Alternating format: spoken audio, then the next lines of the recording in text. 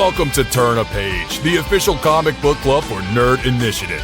Each week, the NI Bullpen will be covering the world of comics, talking to creators, deep diving into some fantastic stories, and much more. Now let's hand it over to the team and turn a page.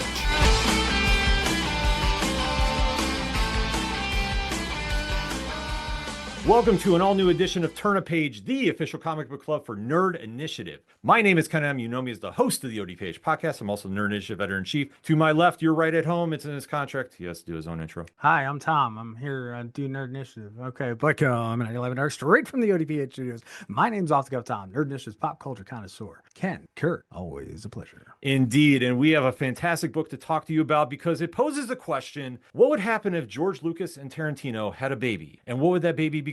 And the answer is very simple. A massive sci-fi, hyper-violent romantasy. Yes, this is a book that you definitely want to keep your eyes on for. The FOC is October 6th and is dropping in the shops on November 26th. And this is a book that definitely has our attention, but obviously with the writer behind it, you know this is one is going to catch your attention no matter what, because he's the writer behind such books as Indigo Children, It's Only Teenage Wasteland, Youth, Stillman, and the hit series at Image Comics, Lost Fantasy. But that is then. Right now, we're talking Galactic by DSTLRY. So please give a warm welcome to the one and only CURT Pires. Kurt, what is going on? Thanks for having me, guys. Super excited to be here and talk about the great stuff we're cooking with DSTLRY and all the other publishers. Yeah, I mean, let's start off with DSTLRY first, because obviously they're a brand that is known for really pushing the boundaries of creativity, and Galactic is really right up that alley. So why don't we break down about how this whole project came to be? Yeah, so I've been working the last couple of years actually on like a number of DSTLRY projects, but Galactic is just sort of the first one to sort of come out. You know, we sort of like last year in New York, we teased a project with John Romita Jr., which we're still working on, but Galactic, we're really excited to finally be bringing to people in the sort of oversized prestige DSTLRY format. Really from the ground up, the book was built to be sort of an IMAX comic, right? Because I think the thing is with these DSTLRY books is the ones that are really, really great are the ones that are take advantage of it, right? Stuff like the Blood Brothers Mother or Spectrograph, I think, are my two favorites. And those books really, you can tell the creatives have thought about, you know, the oversized pages and lots of splashes and stuff. So when we're cooking Galactic, first off, it was important to find the right artist, which I think we absolutely did in Amilcar Pina, who's, you know, he's done a lot of stuff. Had a prolific career, but I don't feel like anyone's really unleashed him like to his full potential and sort of until this book, right? And I just sort of built the book around Amilcar and the format and really tapping into what I love about stories like Star Wars and sort of also you know, Indiana Jones, kind of an influence on the lead character, and then sort of more comic influences, stuff like Saga or Sex Criminals. So it's sort of a real mashup of all these different things I love, but our you know, one sentence pitch for it is true romance meets Star Wars. So it's about a bounty hunter sent to bring home a runaway princess who's you know, run away from home. She's on a hippie planet doing drugs, having sex, experimenting, and he sort of kidnaps her to bring her home, and they stumble into the midst of this big conspiracy and interstellar war and end up maybe falling in love along the way. So it's a pretty unique book that taps into a lot of my favorite genres and storytelling modes. I definitely have to agree with that. And, you know, you already gave us the quick elevator pitch, but, you know, I love the whole idea that you're saying that, you know, that there's this and there's that. There's a lot of different layers. I really think another thing that you could say in regards to this book is but wait, there's more. Like it really has that, oh, well, wait, we've got this and we've got this and we've got that. You know, what do you think about this particular book is really the big pitch point, the big selling point that needs to get out there that everybody needs to know? Because a lot of people aren't, you know, really familiar with DSTLRY. What do you think about this book's going to bring them around to it? I mean, I think it's similar to what I did with Lost Fantasy, where with Lost Fantasy, we're making fantasy accessible for people, right? Because myself, I love a good fantasy story like the Peter Jackson Lord of the Rings movie, or even, you know, the Game of Thrones show until the last couple seasons. But a lot of fantasy I can find very hard to get into. So with Lost Fantasy, I would almost challenge myself to create a fantasy that I would want to pick up if I was reading the book, right? That's always the at the foremost of my head, is that you have to be making books that you'd be excited to buy, right? Because if you're not, what are you doing? And so with Galactic, I was sort of applying that same challenge myself to sci-fi, which can be just as impenetrable and stale, in my opinion. Don't get me wrong, I love a good science fiction story, but there's so much of it that's just, you know, like Star Trek, where there's the aliens with the weird fucking foreheads and shit, and you're trying to figure out, like, how do I get into it? What are these guys, and what happened to their foreheads to make them so squished up? But you know, I wanted to make something accessible and grounded and violent, with a real tension to the plot, and human characters and sort of emotional stakes. And so again, I was just sort of trying to tell a grounded story in this big, larger than life science fiction space that I myself would be excited to read and run to the comic shop to pick up. And just to touch on that, Worf once said, "We don't talk about it with outsiders." Yeah.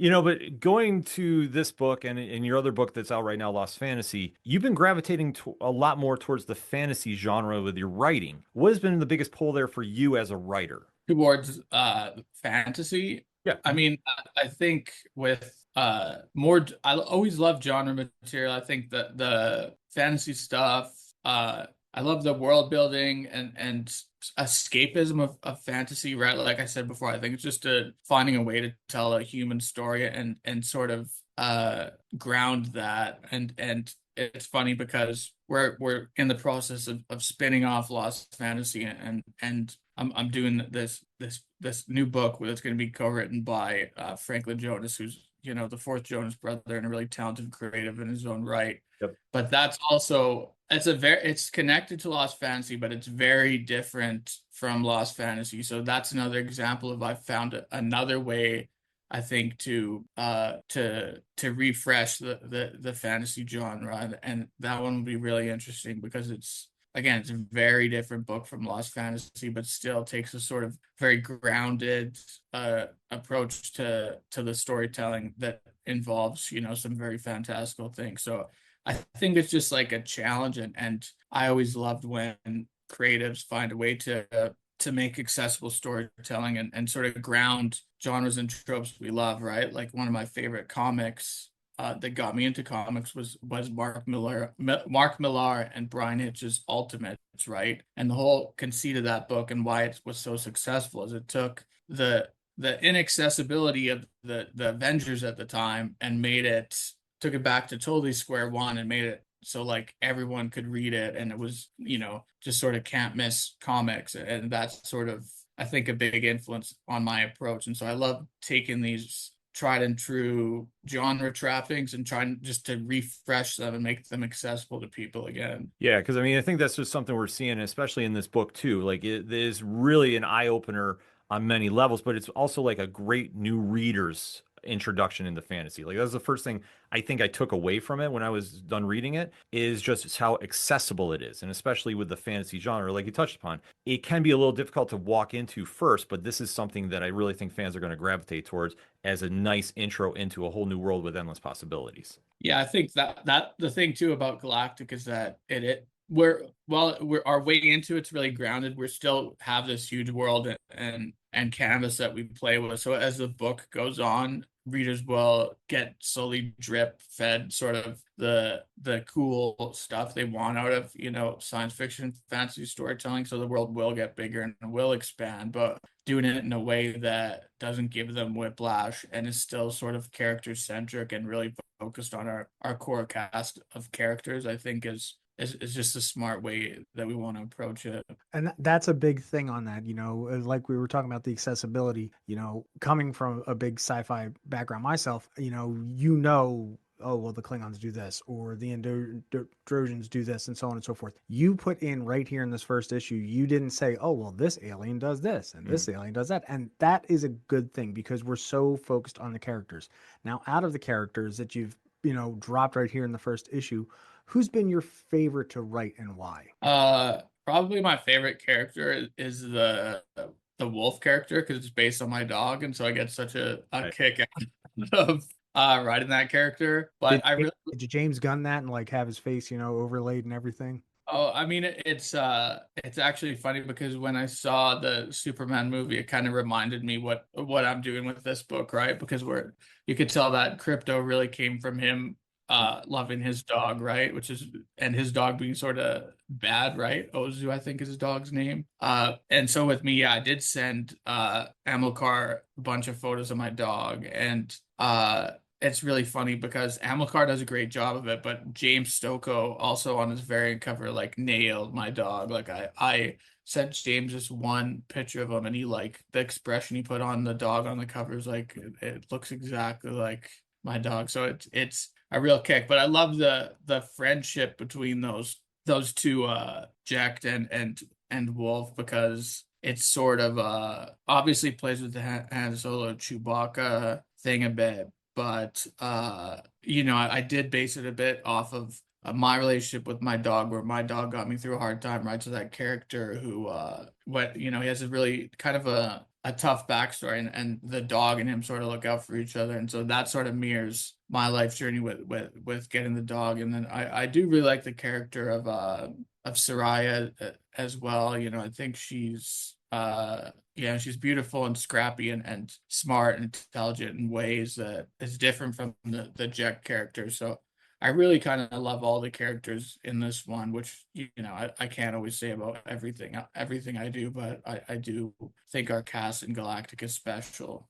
That's a good dad answer. Well, yeah, but it's true though as you read it, and you can kind of sense this too, that one, you're having a lot of fun with this series. Mm-hmm. And two, like how you're connecting with the characters, and really where you're putting them is in a lot of extreme situations. Like, as we alluded to, the Tarantino aspect of this, I think really shines in the first issue. Was there ever a point where you had to pull an idea back from the first issue? Like you thought maybe, okay, for the introduction, this might be too much. Like, let's save it for later. No, because my approach is actually almost the opposite, where like I try to do stuff, and so sometimes I am worried, okay, is this too much when I'm writing it? But I feel like specifically in Galactic, the scene at the end where they're sort of at at the slaver ring or whatever, right? That's kind of, I was like, is this gonna get flagged by Distillery when I send this in? And like everyone was cool with it, because I think, again, was walking on a tightrope with that scene where I can't really spoil it too much, but there's an element of it that's funny, right? Because the outfits the characters are wearing, like it's a bit of a troll on obviously the slave Leia thing, but I think with that scene, I wanted to really show how scrappy the Soraya character is just on her own, right? And obviously that scene it's a homage to Star Wars, as well as it kind of homages the Pulp Fiction scene where Ving Rhames' character gets captured, right? So that was a scene that literally sort of does combine the two big influences on this thing. And I just think there's so many comics that read exactly the same and are so safe and sanitary, and a lot of the times you could these writers and creatives would be interchangeable, that I feel like to stand out as a creative and really leave a mark, you got to do crazy stuff, right? You can't be afraid to have a voice and take some risks, because at the end of the day, that's what we need in storytelling, right? We want comics to be the most exciting medium, and to do the stuff that other people are afraid to. So I think with this one, I tried to push it so it wouldn't just feel like a Star Wars clone. Yeah, that's an easy thing to like when you read it. Like I said, when you get done reading it, it's not a Star Wars clone. Like there's homages, and like we have alluded to, but it's one thing to really push the envelope with this, and that is something, like I say, is a big take home. And I like how you put upon that too, about really, being the creative and not to be interchangeable. Like I say, it's always better to be infamous than forgotten. And in this situation, you want to leave the reader with a first impression. And especially with like the other books that Distillery does, they're known to push that creative boundary and to really let the creators run a bit wild, I would say, within reason, and especially have those impressions that when you put down that book, you want to get the whoa, like that reaction out of the reader. Yeah. And I could say easily you have that with Galactic in all the best senses. Thank you. I appreciate it. Yeah, it's one of the things I like about working at distilleries, that they really give you a lot of freedom creatively, right? And support you as a creator. And I think, obviously I have that with Image as well, but I think it's great to have that at distillery, and sort of have them really get behind it and push books where we're taking these risks. It's interesting, you say that they go into the extreme situations, and it definitely does stand out. I'll just be very honest and let everybody know, because when you do get this on that FOC date, when you open up that first page, boom, it's right there in your face in more ways than one. And coming into a whole new genre like this, well, not whole new genre, but coming into the whole sci-fi, fantasy, romantasy, is that even a word? It is now. It is now. After reading this book, it is absolutely a word now. Romantasy is unfortunately a word, it's this huge thing, right? Where you go to the bookstore, and all the books are these romance fantasy books. It's it's the big thing now for what a lot of women are reading, right? So Sean is the one who put that on there, and I don't know how I feel about that, but if it helps us sell a few more books, I guess I'll let him do it. Well, speaking of which, like I said, you're definitely pushing the envelope. With everything that you were trying to put into the book, how was it? How was the feedback going back? But between yourself and the art team, as far as, hey, this is what I was writing, and this is what I saw. Where can we come to a happy medium? Or was it just kismet? Did it work out? That first time you sent over the the script. It was really kismet, because I think Amilcar was he really loved the script when he read it, and was sort of having a blast with it, and I think he appreciated how the risks I wanted to take, and was right there with me, because again, you just draw so many comic books, and there's a lot of the similar ground is covered, and with this I really wanted to try my hand at telling a fresh version of this interstellar sort of space opera based story. And I think we do a lot of things, like you said, right from page 1, which that preview is out. So it starts with an alien's head exploding, and the caption, "This is a love story," right? And I think that's sort of like a statement of intent, right? And I love when books do that, and I think you really always got to try and have a great first and last page in every issue, and that's what we tried to do with this one. And that first page really, it just feels like Galactic to me, and so I think I really love the whole opening sequence. Oh, it definitely makes a statement out the gate. And I think Amilcar's art, I immediately thought Mobius. Like when I read it, like it had that Fifth Element vibe to it. Like it really had that certain sci-fi feel to it. A classic feel to it. It's not as much as it's modern sci-fi. A lot of the design had a very almost Buck Rogers a little bit, some of the shapes and the designs. That's at least what I got out of it. Well, I think the easiest thing is you can definitely tell where it's picked, where the homages are. Yes. And you can definitely see that here. And that's one thing that makes it, as much a writing experience as a visual sequence. And to go on that first page, like you really hit the pace running. Was there anything that you would say, like you were trying to like balance out more with the themes that were going on? Because like I say, there's, without giving too much away, we've got a lot of action, we got a lot of drama, we've got a lot of, in dealing with, Soraya's background, it's more complicated than we think to realize. Was that kind of tough balancing it out? Yeah, it was tough balancing that out, and I sort of was the tightrope we walked for the first issue, right? Because we had a lot of ground to cover, but I think we managed to do it, and I think we did it in a fun way where we sort of jump around a bunch in time with the narrative. And then to speak to your early comment where you were referencing Mobius, that's definitely a big influence on the book. Like I said to Amilcar, like, because he definitely has some Mobius in his work, but when we started working on this, we sort of both talked about really pushing that influence to the front, and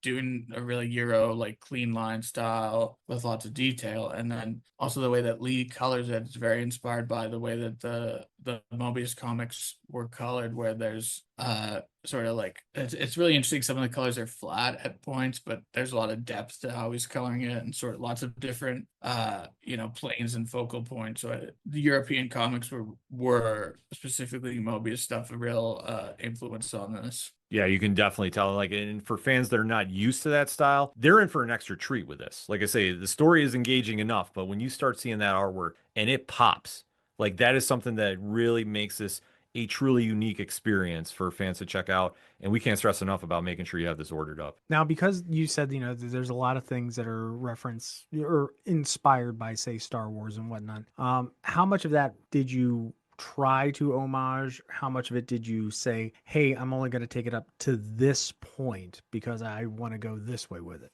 I mean, I don't think, honestly, outside of the vibe and some of the character, it's kind of like, honestly, what we're trying to do here is the way Rick and Morty uses Back to the Future as a springboard is basically what we're doing with Star Wars. So like as it goes on, I want it to feel less and less inspired by Star Wars. And there's loose elements of the story that are homages to Star Wars, but that we don't want people just to be thinking about Star Wars when they're reading it, right? We want them to sort of lose themselves in the story. And so there's a handful of sci-fi influences on the book outside of Star Wars. But it's like part of it too is that I love Star Wars and I just don't think there's really been that outside of like Andor. There hasn't been really that much great Star Wars lately, especially movie wise. I mean, I just watched the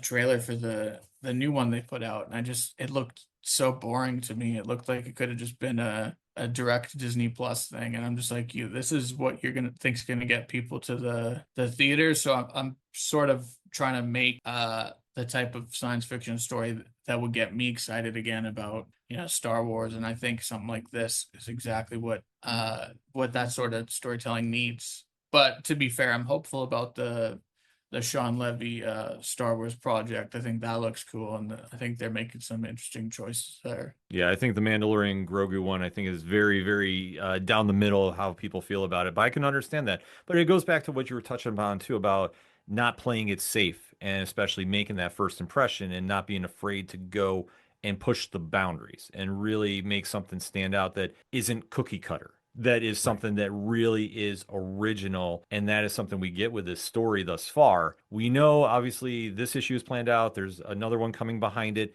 How far should we expect to see this go? Or is there like a long-term ongoing, putting the karma out in the world for this to keep going and hearing the story about Jet and Wolf? So the first issue the first series is 3 issues. Okay. With the third one being a little bit bigger, and then we'll go from there.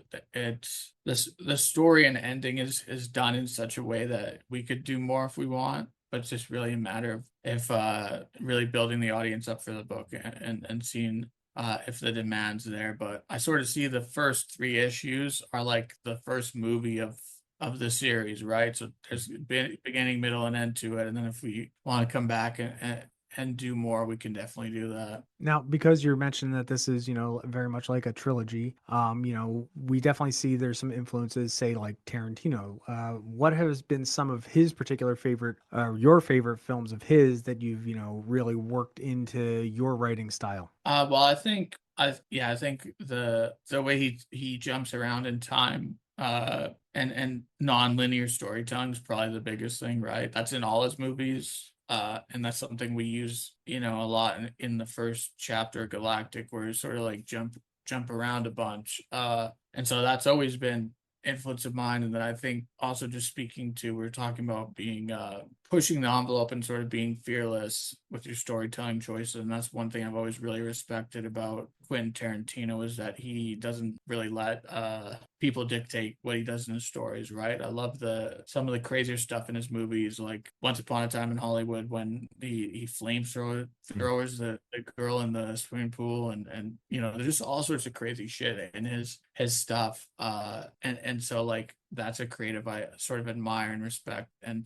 try to tap into that fearlessness when I'm making my stuff. But you need to have that though. Like I Yeah. say, that's something that, we can't stress enough is just, getting outside the comfort zone and really doing that. And it's like Tarantino does that with his movies. You're doing this with your stories going on. And this is one, like I say, with Galactic, it is pushing the boundaries, but it is pushing them in the right direction. And I really think when fans get this book in their hands, they're going to have a lot to rave about. Much like another book that you have out right now, Lost Fantasy at Image Comics. Now, if anybody is not familiar with that, what is the elevator pitch for that series? So I'd sort of say it's like Dungeons and Dragons meets CSI, which is a way sort of a friend of mine pitched it to me where so it's about there's a sort of magical world that exists underneath our own sort of like Harry Potter, and when something from the magic world breaks through to into our world, there's sort of a organization that works with the FBI to stop it, and they're called the Great Hunters, and they made contact with our world about 150 years ago, and so they solve cases involving basically monsters or magical things where they happen in our world, and they suppress it, sort of like Men in Black, but for fantasy creatures, right? So our first story arc of Lost Fantasy follows a rookie monster hunter, Henry Blackheart, when he's sent to a Montana town following basically a massacre at a party, and he has to solve this murder case that is magical in nature. And so we sort of see this small town mystery play out with a bunch of elevated fantasy elements as well. And so we just wrapped our first story arc of that. All 4 issues are out right now. If you go to your comic shop, you can catch up on them. And then on November 19th, we're putting out our first trade paperback and issue 5 on the same day. And so Nice. people can sort of pick up both, which is something I love doing. As a reader, I remember going back to about 10 years ago when sort of Image was having this renaissance, and I loved when there's a new trade paperback of whatever book, Saga, or what's that one, Deadly Class, and the new issues on the same day. And so you go and you can buy the trade and then just keep reading and sort of catch up. So we wanted to do that, and so both those are out November 19th, and the Lost Fantasy spinoff, which I was talking a bit about earlier, will be previewed in the back of 5. So that's going to be a sort of first appearance of that character. So doing a lot of things to try and make the books and the single issues special, so people will go and support their comic shops. I love that idea too, and I'm right there with you about Deadly Class. I'm still not over the fact they canceled that show. I love the fact that on Lost Fantasy, I believe it has that great video game cover, that kind of The Final Fantasy game. Yeah, I'm thinking if you guys, when you guys knock out the spinoff, are we going for the next game in the series? Like let's do a Squall homage. Well, so I'm gonna actually think I'm gonna do the Squall one for the start of the 3rd arc, right? Because the 2nd arc has the Final Fantasy X cover, right? So we're doing that one for the 2nd arc because that's the second most popular one. But I love Final Fantasy VIII, and that's one of my favorites. So I'm gonna do it for the first issue of the 3rd arc. Basically, the first issue of each arc has a Final Fantasy cover to sort of keep that homage rolling. And then the other issues of the arc all have video game homages, but every first issue of every new arc is a Final Fantasy based cover. I'm in. Oh yeah, the series is phenomenal. Like I say, if you haven't checked out Lost Fantasy, now is the perfect time to do it. Is the FOC for the trade paperback up and running still? Yeah, the trade paperback FOC, I believe oh geez, I should have looked this up. Hold on, let's go on Lunar right now. Because the emphasis is when they're down at the comic shops making the order for Galactic by DSTLRY, you should just go and get double. Make sure you get that trade paperback in, so then you won't miss anything going on in November. Because sorry to interrupt you. The FOC is 10/13, so it's a week after Galactic, right? Mm-hmm. And then issue 5's FOC is 10/27. So what you do is you're going to the shop to pre-order Galactic, you just say, hey, can I get Galactic and Lost Fantasy trade paperback and the 5th issue all in one go? So you're making sure you lock them down. But really, I'm excited to have 2 big weeks there where we got Lost Fantasy and the trade paperback out, and then the next week we got Galactic. So like it's a couple big weeks where people will just have great new books out for people to enjoy. Absolutely, because we can't emphasize enough. Get to the comic shops and make sure you pre-order. The FOC is so vital to the comics industry, and like really it's making sure your books that you love are still going to be there and are really going to be something for fans not to miss out on. And especially with what Curt has going on here, Lost Fantasy is great if you haven't checked it out. Kat does amazing reviews for him on Nerd Initiative, and Galactic is following right in that footsteps. That's going to be one that everybody's going to be talking about in November. Curt, before we let you go, though, we have talked a little bit about Star Wars. I don't think we ever got your favorite Star Wars movie and why. So I think my favorite one is probably Empire Strikes Back. I mean, it's sort of a cliched answer, but it's truly like, outside of being Star Wars, it's like a perfect movie. It's just so the tension, the stakes, the just the drama, everything going on in it. It's endlessly rewatchable to me, and I think the best of any of them. And I do have a soft spot as well for the prequel trilogy. I think people hate on that one, but those are a lot of fun as well. Obviously, I don't know if I would say they're as well made as Empire Strikes Back, but really all the Star Wars movies, I think, were 7 texts right now. Sorry, guys. All of them were great up until that Rian Johnson one, and the one after that. Those two, I was just like, hey. I mean, even The Force Awakens, it ends on such a great cliffhanger, right? Where it's like, oh, what? We're finding Luke Skywalker again. He's on this island. Like, what the f happened here to set him up like this? And then the next movie, they sort of make a giant joke out of it, and then it gets clear there's no plan whatsoever. The more it went on, it was disappointed because like I did love The Force Awakens when I first saw it, and I thought I was so excited to have new Star Wars movies, and then it was like watching a train wreck in like slow motion, right? But I just cross my fingers that we'll get back to having some good Star Wars movies sooner than later, right? So eventually they gotta make a good one again. And like I said, I really liked Andor. I thought that, like, I wasn't expecting to like it as much as I did, because I'm like, oh, a sort of political Star Wars show. It's the last thing I want to watch, but I sort of gave it a chance and watched a couple episodes, and I just couldn't stop watching it. So like, they're still doing some good stuff. It's just they need to get that movie magic back, right? Because they're kind of on a bit of a cold streak. I think they will. I mean, I think it's like any kind of pop culture franchise. Like, it goes in its ups and downs, and I think I'm right there with you. I think when they switched directors for The Last Jedi, I think that threw everything off, because we've had in both of the the other prequels there, and then the main 4, 5, 6, it's been one director. Yep. So when you do that switch, it's a different vision. It's not going to line up no matter what and what you want to try, and that throws anything off. And then trying to come back and reset, like, it's messy. But I do agree with you about Andor. Andor, I think, was the biggest surprise for me as a Star Wars fan. I thought it started super slow, though. I will say, like,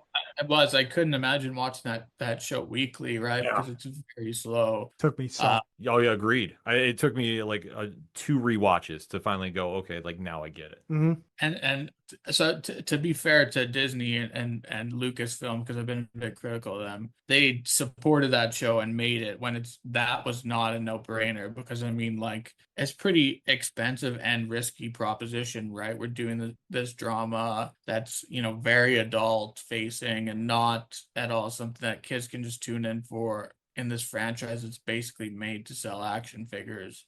So like, I respect them for taking that risk, even though they sort of lost me on the Star Wars movies, and they've also lost me, I'd say, even more on the Indiana Jones stuff. Like, come on, like, that's just, let it go. I'm right there with you. Like, it's just like, it had its peak. It's good. We don't need to reinvent the wheel. Just let it go. Yeah. It should have stayed at The Last Crusade. Yes. Well, I'll tell you what, and I was just talking to Sean about this because he's a big, from Distillery, he's a big just Indiana Jones guy as well. The Indiana Jones video game is actually the best Indiana Jones story since The Last Crusade. It's like perfect tonally. And I'm like, why didn't, it took a video game to get it right? But I'm like, this the most fun I had with anything Indiana Jones since, like you said, Last Crusade. So.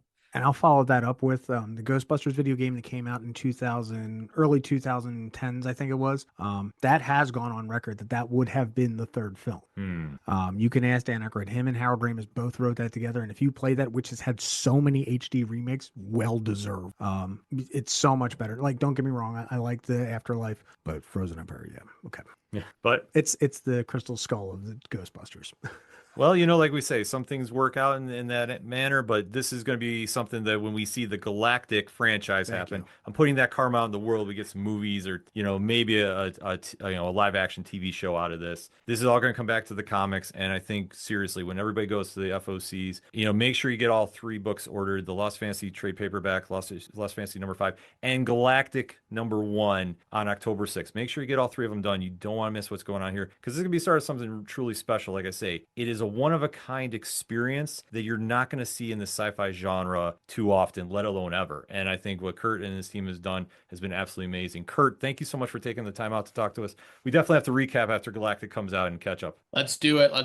No, thank you guys for having me. I appreciate it. And I like just talking all this nerdy shit with you guys about, Star Wars, all this stuff. It's fun. Oh, absolutely. We talk that 24/7 here at Nerd Initiative. So anytime you want to swing by, please do. Appreciate it. And we'll end it like we always do on Turn a Page. When you're at the comic shops and you have a great issue in your hand that you pre-ordered early, and that issue is Galactic by Distillery, and you see somebody struggling to find something, hand them a copy. Tell them Turn a Page. We'll see you next time. I'm out.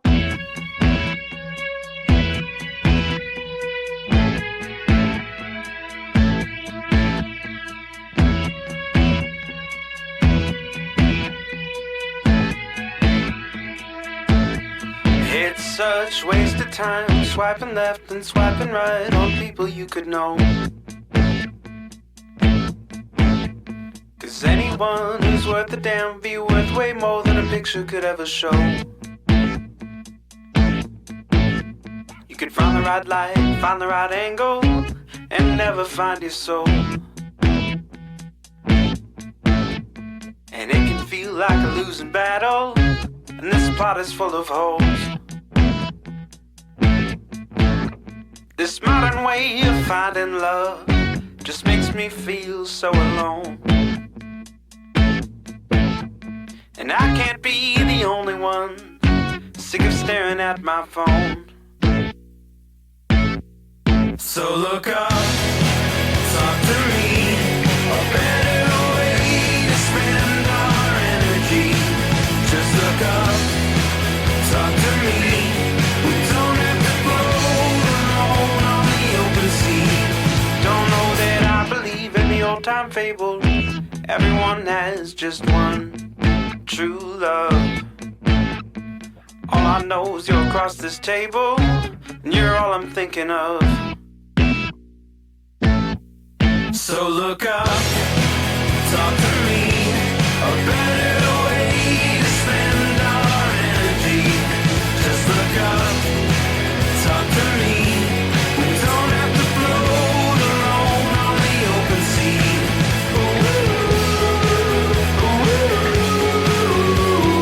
Talk to me.